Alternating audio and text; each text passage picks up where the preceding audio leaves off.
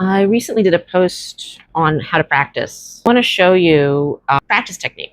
It's called color mapping, and we are not concerned with correct drawing. We are just concerned with placing all the colors. We're not even concerned about value, really. We're just saying we've got some yellow here, we've got some red here, we've got some orange here, yellow, pink, green.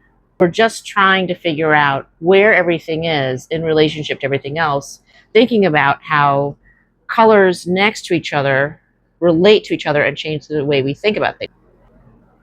Let me go with a bigger brush. So I'm working with watercolor. This is Winsor Newton watercolors.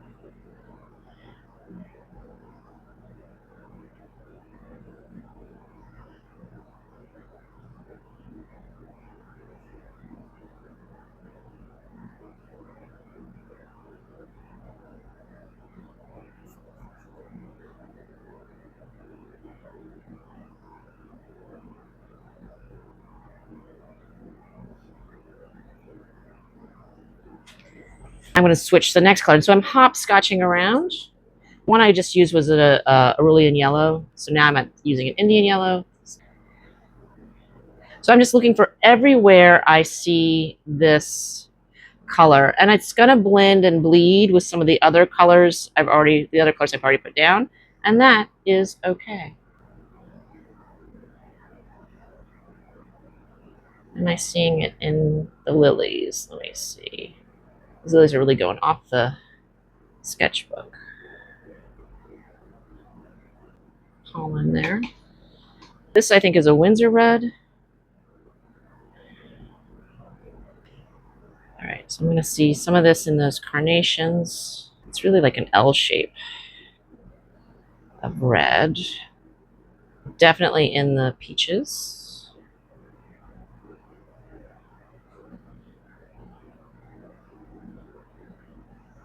Lots over here.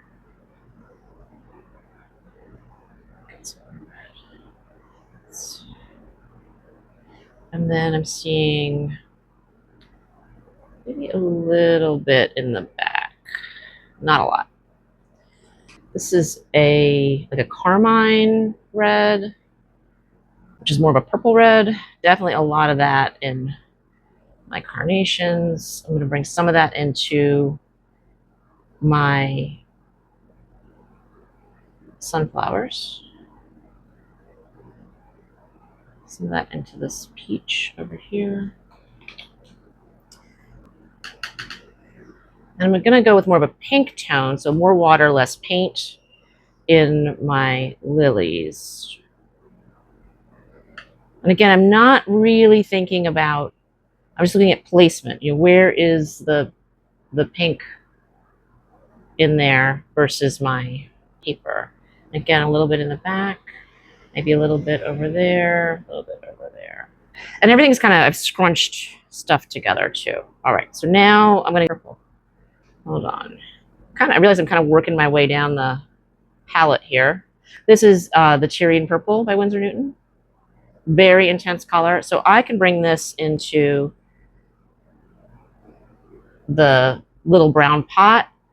Definitely some in the shadows under my peaches.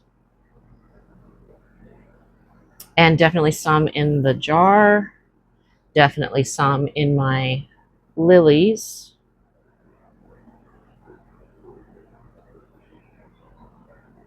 Bring in some green. So I got a sap green here.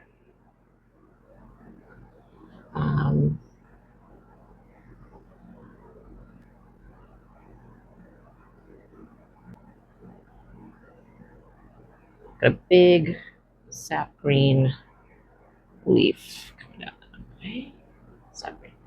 I'm not really seeing it there as much. Maybe a little on the bottom. Oh, that's way too.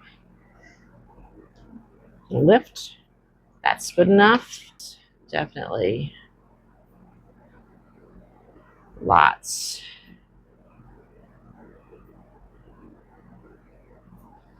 Okay. Oh, you know what? I'm gonna go. This is a Viridian green, which is a blue green. I can bring some of that into my. Bring some of this, and then back in here. I've got pigment towards the top. I got a lot of water in the belly. I can just take that out of there. Can you see that? So, and now this is the plate. I just want the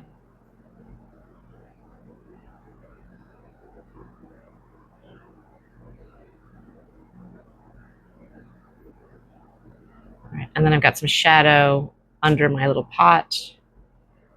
A line there. Table. I'm not really going to worry about it being so light. I'm not going to mix a white in there.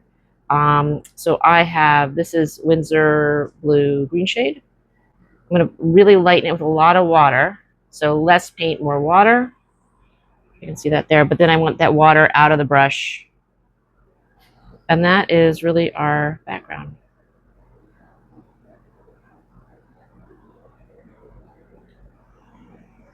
Take that. See, just taking it out of the belly.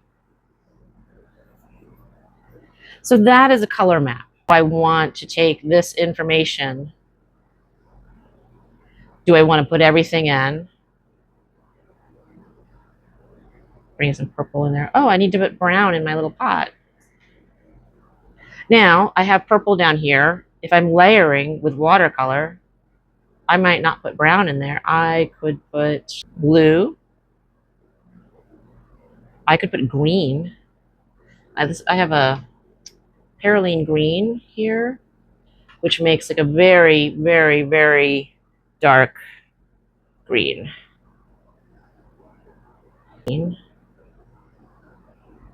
On top of that purple is kind of going to give me the dark I'm interested in. So